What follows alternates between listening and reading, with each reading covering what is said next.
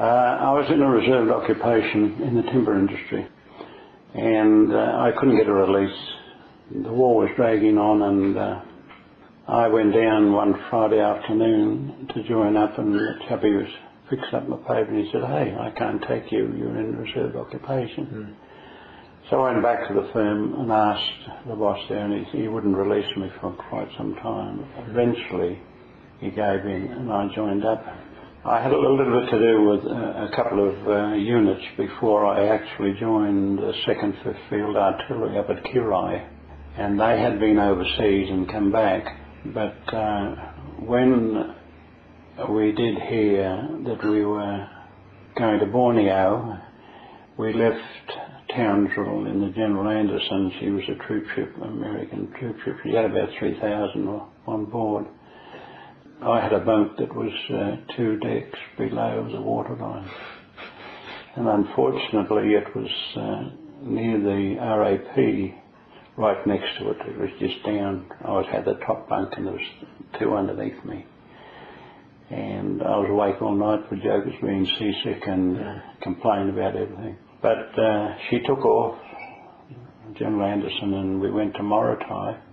We took off from Morotai, and it was quite a sight to see the convoy of 3 lines of ships, warships and other boats. And as we approached closer to Borneo, we could see that the whole island was alight. And we heard the news that Liberator bombers had been bombing the island for 3 days and 3 nights, and they hit all the oil wells, and of course there was no night time for about a week with these oil wells. Anyway, this was a Yank boat, and the chaps on board were very good to us, the Australians. And anyway, the first wave hit the beach at 9 o'clock in the morning, and our landing ship mechanised hit the beach at a minute after 9:30. We couldn't see the island of Borneo, but as we approached closer to it, the Dutch Navy was shelling shells about this long over our heads, and we heard that the Liberators had been bombing the island for 3 days and 3 nights. And I said to a mate, there'll be nothing living on this island when we get there. It'll be good, because I was scared. You know, these torpedo boats, there was 3 rows of them, and they must have been about a mile off the beach, and they came along past our ship, and they turned like facing the beach, and they let go all their business here. When it was done, the 2nd row went in and the 3rd row went in, and I said to this other Seagull mate of mine, "Gee, there'll be nothing left there." We got a shock of our lives when we landed, and we were pinned down.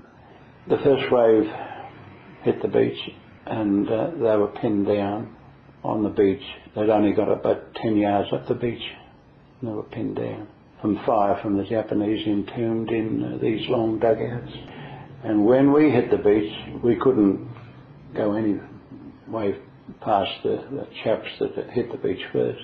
Anyway, we're there waiting and waiting, and there didn't seem, and there was landmines either side of where we landed. And we heard that the flamethrowers were coming, and they eventually came, and they put these flames into these dugouts, and you could hear the Japanese yelling out and screaming. They eventually took this place, and we moved forward and made a command post for the guns. And in artillery there's an observation post that they go up and they can within the sight of the enemy. And then I was a SIG on the line, and the orders were given by the OPIP for range and that, and then the guns would range and fire. You see. We got established at the command post, and then one of the officers said to me, "Bombardier, you've got to go with a chappie up to the OPIP." I thought, oh, geez, no. Anyway, we had a drum of wire, and we had to lay another line from the command post up to the OPIP. And I said to him, "Sir, can you give us an idea where he said, "Well, it'll be lines laid out. He said, follow those lines. lines. So up we went, and there was chappies on each side of the pathway in dugouts, you know, the infantry though. And we eventually got up to our pip, and the officer said to us, you two chaps don't make one sound. He said, the Japs are just down about 20 yards down there. Anyway, it was about 4 o'clock in the afternoon. We got up there at about 5 o'clock. He said to me, you two blokes better get back to the command post. And when we were coming back, one of the chaps, the infantry chaps, was shot, and a mate of mine, we all for our lives down back to the command post. Anyway, things settled down a little bit, and then all of a sudden a unit of the infantry had to go across the island to Banjo-Masson, and they wanted 2 Sikhs to go across. So we were with an infantry unit, because there'd been some Japs over there and they were trying to round them up. We get over there and we saw a little railway line, and then there was a slight incline that's this way, and then there was a little hill up here, and the infantry officer and his crowd got up, and this little man, when we got there, there was a dead body lying there. It was an Australian soldier.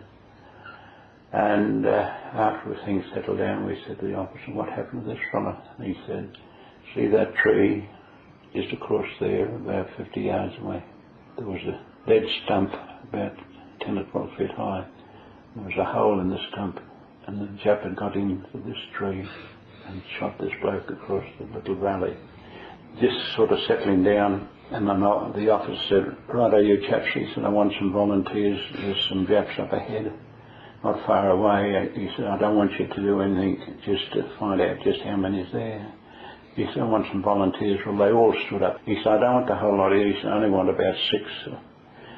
So he selected the 6 blokes, and they moved away. And they weren't up there. They weren't away very long before there was a call come down on the line that 2 of them had been killed, and they wanted some help from the other blokes to come up and bring the bodies back.